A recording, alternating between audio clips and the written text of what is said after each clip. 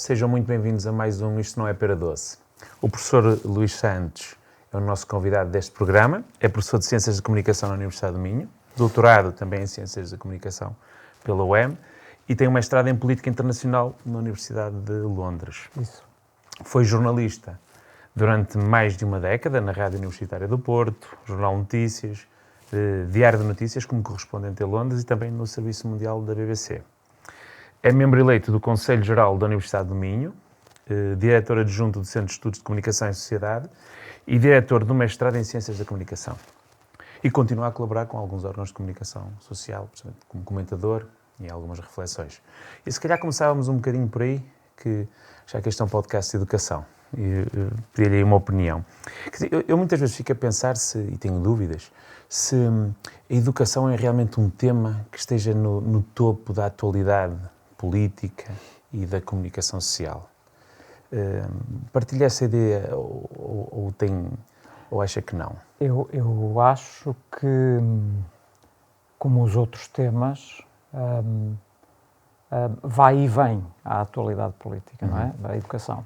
Agora, parece-me que quando nós nos aproximamos, por exemplo, de um período eleitoral, a educação é um dos temas que começa de novo a merecer interesse, quer porque o partido do governo, naquele momento, quer mostrar as coisas que fez, quer porque os partidos da oposição querem mostrar as coisas que o partido do governo não fez. E, portanto, e isto porquê? Porque, naturalmente, é um tema que mais ou menos toca toda a população.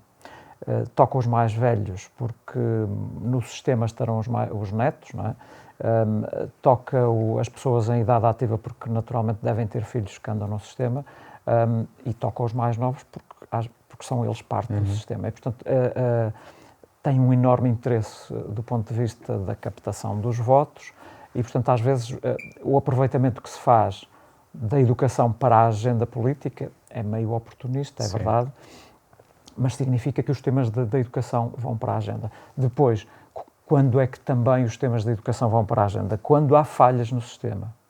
Ou seja, o que eu estou aqui a querer dizer é que, em muitas circunstâncias, a educação é tema de agenda mediática pelas piores razões. Pelas piores razões, como agora. Ou seja, quando há falhas no sistema, quando não há professores, quando não há aulas, quando há uma escola que falha, que fecha, este tipo de coisas, não é?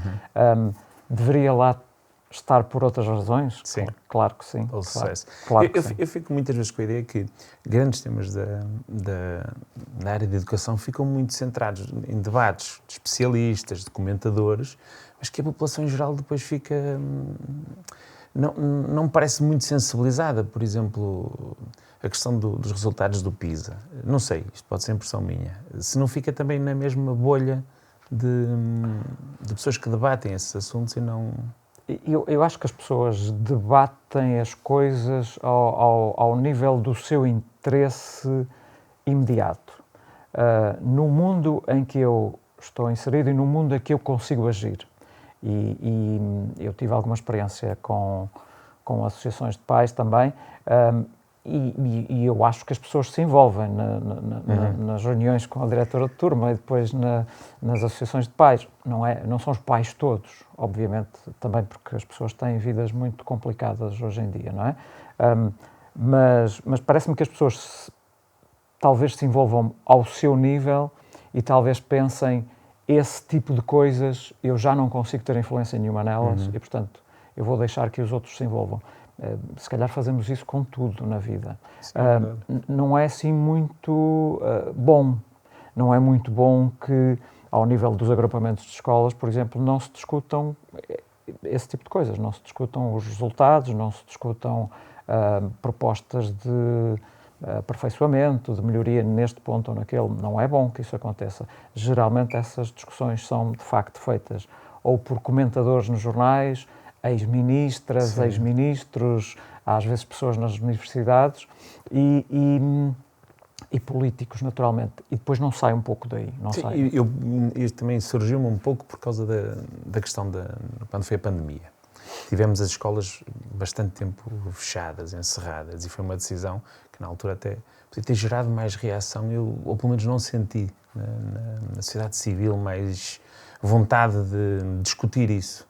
Sentia-se isso politicamente, mas politicamente não era bem o cerne da questão. Quer dizer, houve vários momentos na pandemia, não é? Num primeiro momento inicial, as pessoas queriam só resolver a situação que para muitas famílias foi muito complicada. Eu lembro-me de situações com alunos que diziam que não conseguiam estar nas aulas porque a irmã tinha que estar nas aulas, não é? E, portanto, eu acho que do ponto de vista político é evidente que era uma situação não prevista, sim, mas que do ponto de vista político se fizeram algumas presunções sobre a disponibilidade de meios nas casas das pessoas que depois não bateram certo com a realidade, não é? E talvez os resultados que nós agora estamos a ver possam ter alguma ligação a isso. Mas eu também concordo que talvez no pós-pandemia pudesse ter havido uma reflexão mais ponderada sobre o que é que nos aconteceu, o que é que isto fez ao sistema, como é que estamos de facto e que passos é que vamos ter que dar para reativar a relação destes alunos com a aprendizagem em contexto de grupo. Porque a mim me parece, eu começo agora a apanhar na universidade algumas destas pessoas e eu sinto que existem coisas diferentes nestas pessoas. E, portanto, mas não houve essa reflexão. Não parece que tenha havido. Ou se negou tudo, se não houve consequências, ou agora tudo foi consequência disso, como no caso da PISA, mas... Durante uns anos vamos dizer que a culpa é da pandemia para quase tudo. E ela será, em algumas circunstâncias, mas se nós não conseguirmos avaliar concretamente em que é que a pandemia teve influência, porque eu não sei se, por exemplo, se a pandemia teve mais efeito nas aprendizagens formais, da matemática, do português, das ciências, o que quer que seja, ou se teve mais impacto em coisas mais fundamentais, como o relacionamento humano, a autoconfiança das pessoas, porque a minha percepção é que eventualmente teve com algumas, não é? Eu tenho alunos que têm, neste momento, talvez um pouco mais de dificuldade em relacionar-se com os outros. Que se sentem-se muito mais autónomos, talvez não no melhor sentido. Sim, compreendo. Ou seja, autossuficientes. Eu quero fazer, sou eu que faço no meu tempo. E essa pode ter sido uma das consequências? Pode. Não quer dizer que esta ideia seja uma ideia má, das pessoas ganharem mecanismos de, por si só, resolverem problemas.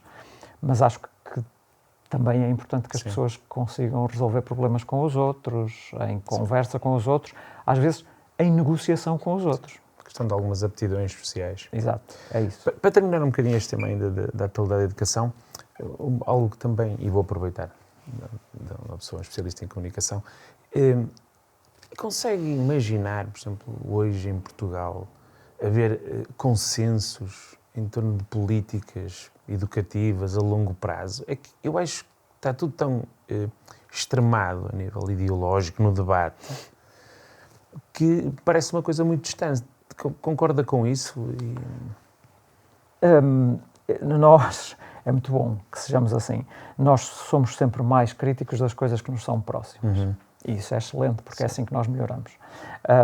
Mas se nós pensarmos no percurso do sistema educativo português, assim, em pedaços de tempo maiores, o percurso é extraordinário. Sim. Portanto, eu continuo a dizer, é importante sermos críticos, é importante percebermos em que é que podíamos estar a ser melhores, mas apesar de tudo, eu até diria que no setor da educação, com ligeiras oscilações, com alguns ministros, talvez um bocadinho, ministros e ministras, talvez um bocadinho mais impositivos, a mudança foi mais serena do que noutros setores da nossa vida, não é?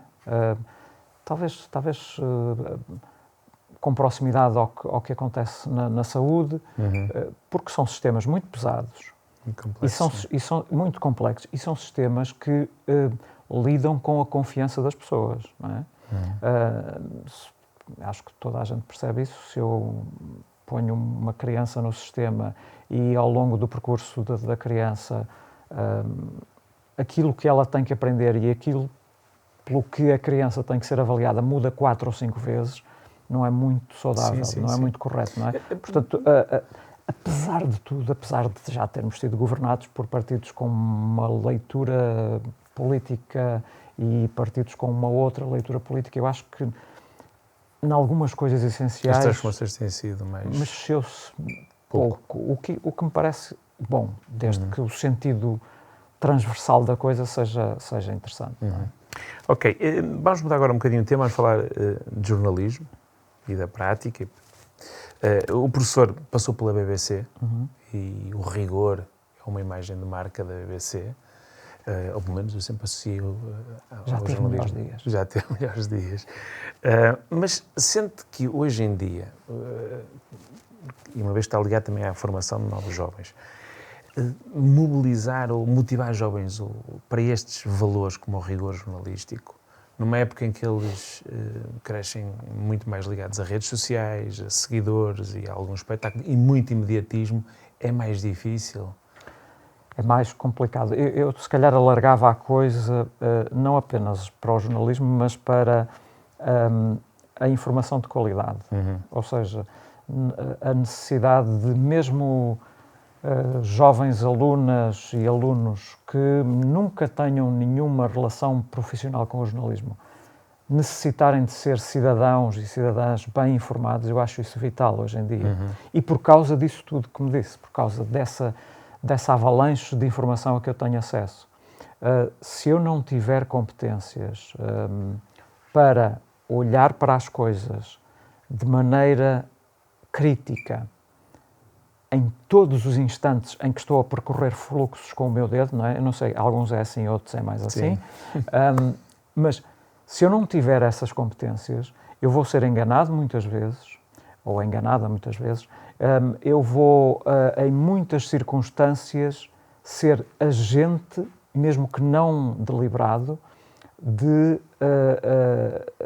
disseminação desinformação, de informação que pode ir desde informação errada, só, até informação maliciosamente falsa, não é?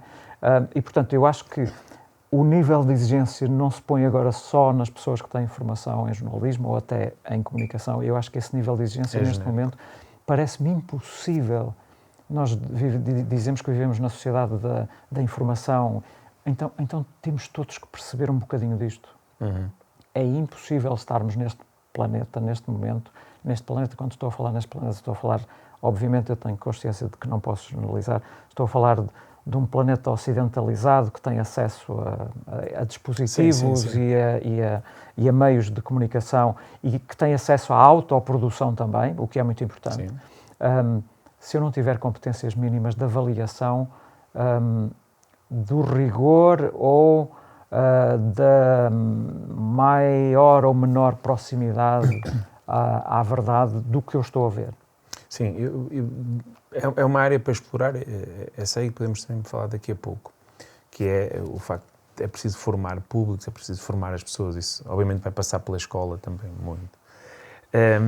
Mas ainda continuando um bocadinho a olhar para esta formação de novos jornalistas, não sei se concorda também comigo, que hoje em dia, por exemplo, sensibilizar para a ética jornalística e para a importância, por exemplo, da isenção. Quando hoje me parece, num mundo em que é muito difícil as pessoas encararem ou levarem, aceitarem um determinado tipo de jornalismo sem um lado militante, não é? As coisas estão muito extremadas. Como é que se consegue fazer isto a estes jovens? Separar o militante do jornalista? É muito difícil, porque nós todos somos, em níveis diferentes da nossa vida, militantes de muitas coisas. Sim. E é muito difícil despir essas camisolas, não é? E é verdade que depois há uma outra questão que me parece muito importante, é que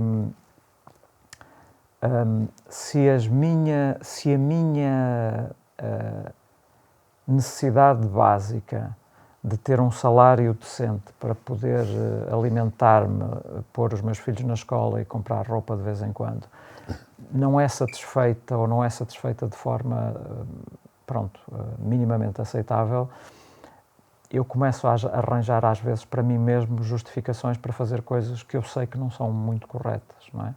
E eu acho que nós percebemos isso hoje aqui em Portugal, acontece noutros países. As empresas, sobretudo as empresas grandes de jornalismo, estão a passar por grandes dificuldades e com essas enormes dificuldades vem também uma pressão extra sobre os jornalistas. Principalmente os mais novos também. Mais novos e mais mal pagos, para fazerem cedências. Ao mesmo tempo, e isto não é por acaso, em Portugal nunca se gastou tanto dinheiro em comunicação institucional como no ano passado. Pois. Ou seja, nós por um lado temos, eu vou dar um exemplo que é apenas ilustrativo. Nós temos numa grande cidade do país um grande jornal que dedica à área metropolitana, que tem para a área metropolitana, digamos, 14, 15 pessoas para trabalhar a área metropolitana. E uma só câmara dessa área metropolitana contratou de uma vez só 50 pessoas para o seu gabinete de comunicação. E, portanto, a desproporção de meios é incrível. E é mesmo muito, parece-me que não é justo nós continuarmos a sobrecarregar de responsabilidades o jornalista, a jornalista individual. Porque é muito difícil. Estamos a falar de jornalistas mal pagos, equipas, apesar de tudo, reduzidas, a terem que lidar primeiro com públicos também que exigem uma informação já mais militante, mais extremada. Exato. E, obviamente, depois instituições com muito mais equipas.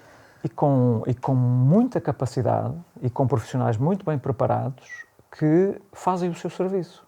Eu não tenho nenhum problema com as pessoas que trabalham na comunicação institucional. Nós, no nosso curso, formamos muita gente para a comunicação institucional. A minha questão é que, para o jornalismo existir de uma forma saudável e prestar o serviço indispensável que presta à sociedade, o jornalismo tem que ser mais robusto para que a relação seja mais equilibrada com as outras forças que estão no sistema informativo, não é? Pegando ainda só nessa questão da militância, há situações em que um jornalista ou até um professor deva estar profissionalmente como militante, situações extremas como, por exemplo, guerras ou epidemias?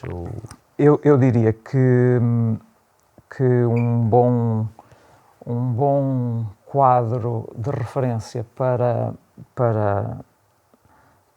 organizar uma qualquer militância, mas eu não diria só de jornalistas, mas se calhar de cidadãos, é a Declaração Universal dos Direitos Humanos. Eu acho que nisso a ideia de que as pessoas devem ter direito a bens mínimos para a sua subsistência, a ideia de que as pessoas devem ter liberdade de expressão, eu acho que não há problema nenhum em o jornalismo defender isto, porque eu acho que defender isto é defender vidas dignas para todas as pessoas que existem no planeta. E, portanto, eu poria a militância nesse território. É verdade que muita gente vai muito mais longe do que isso.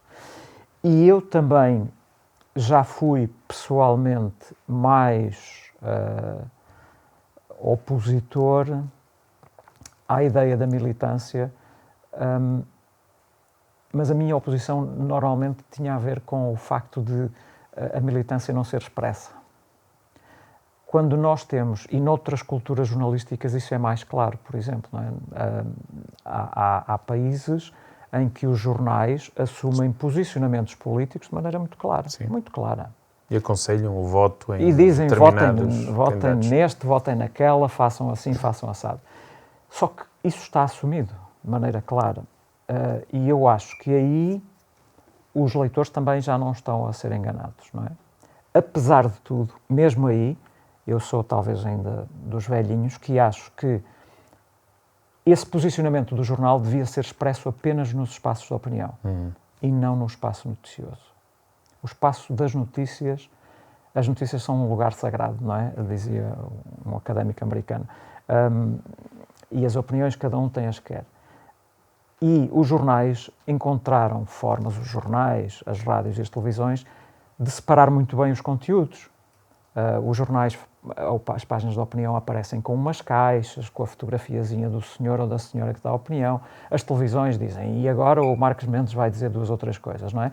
Também fazem assim, ou seja, separam a informação da opinião. Se nós temos formas de separar a informação da opinião, nós devíamos eventualmente fazer um esforço maior para que a informação continuasse a ser factual, o mais factual possível, dentro das nossas limitações. Podemos enganar-nos. Sim. Há um colega meu que diz que os jornalistas são mais ou menos como as pessoas, não é? Também se enganam, claro, mas isso é legítimo. Mas o engano é legítimo. É sim. legítimo.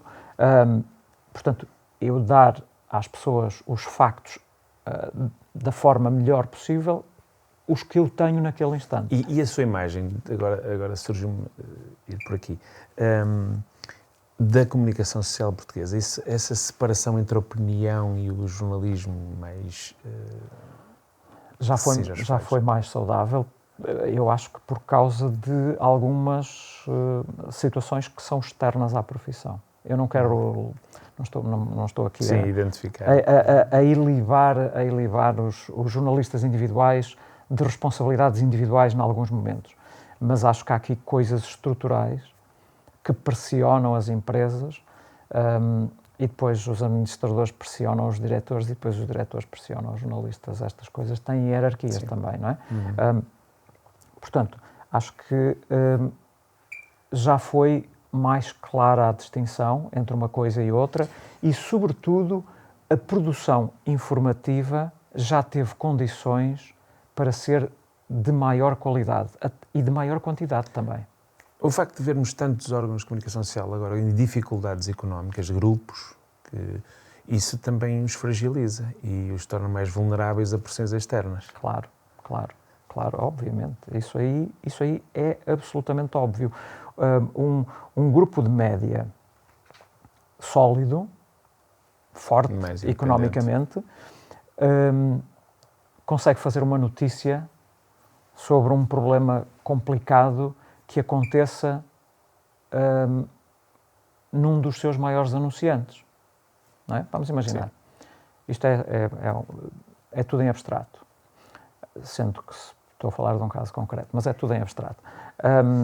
Um grande grupo de média em Portugal, que tinha muita publicidade de um grande banco em Portugal, e fez uma notícia que eventualmente o grande banco não gostou, e esse grande banco retirou toda a publicidade de todos os meios desse grupo.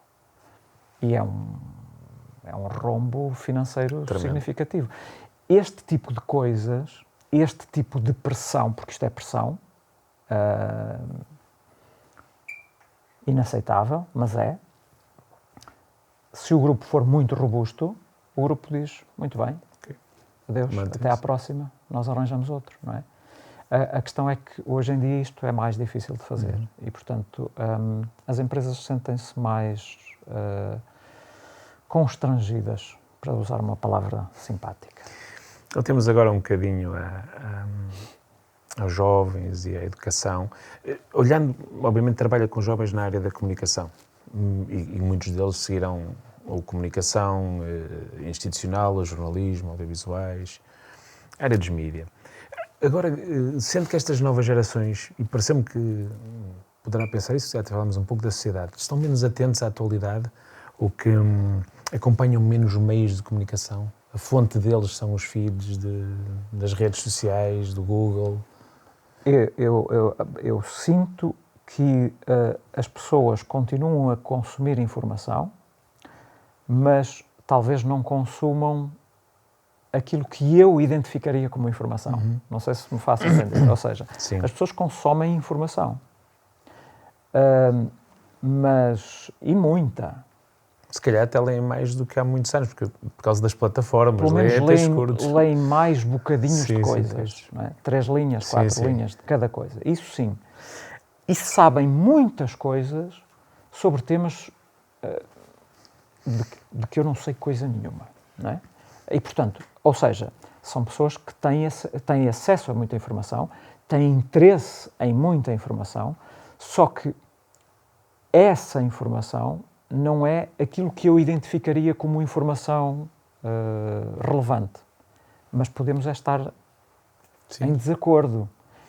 Eu não quero dizer que a minha é melhor e que a deles é pior, não. Pelo menos, mas tende a ser mais superficial. O que eu acho é que tendem a ter uma informação mais superficial sobre as chamadas coisas públicas, não é? Sobre os assuntos que têm interferência com a sua vida, sobre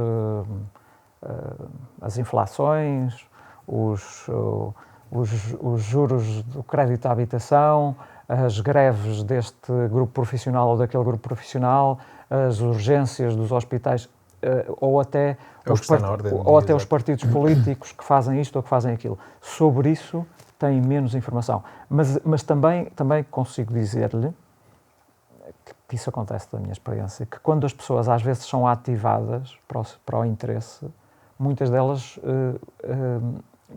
precisaram foi daquele impulso, não é? E depois percebem, não, mas isto é interessante eu perceber disto.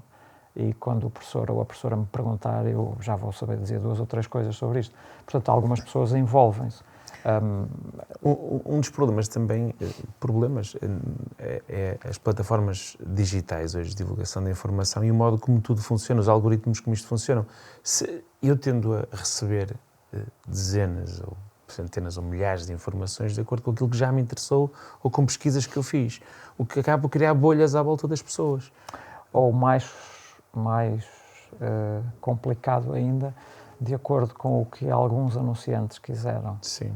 E em muitas circunstâncias os anunciantes não são sequer anunciantes que vendem sabonetes ou sapatilhas. Pois. São anunciantes que vendem projetos políticos, são anunciantes que vendem... é bem mais pesado hoje em dia. Nós percebemos isso hoje, nesta altura em que estamos a gravar este programa, nós percebemos que há uma ativação grande, por exemplo, dos fluxos de TikTok com mensagens políticas de uma certa natureza. Isso é uma coisa que nós já identificamos, nós temos um projeto de investigação na universidade que acompanha isso, e foi absolutamente claro a partir do dia 7... foram anunciadas as eleições. Exatamente. E isso foi instantâneo. E, portanto, é difícil presumir que este tipo de coisas acontecem instantaneamente sem alguma ativação deliberada. Não é? Portanto, é mais complexo do que isso. E isso torna, por isso é que eu falava há pouco, torna o ambiente, torna a necessidade de nós estarmos nestes ambientes muito mais atentos, mais vital. E agora muito mais complicado com a inteligência artificial. Eu tinha aqui várias questões para fazer. Nem vamos por aí.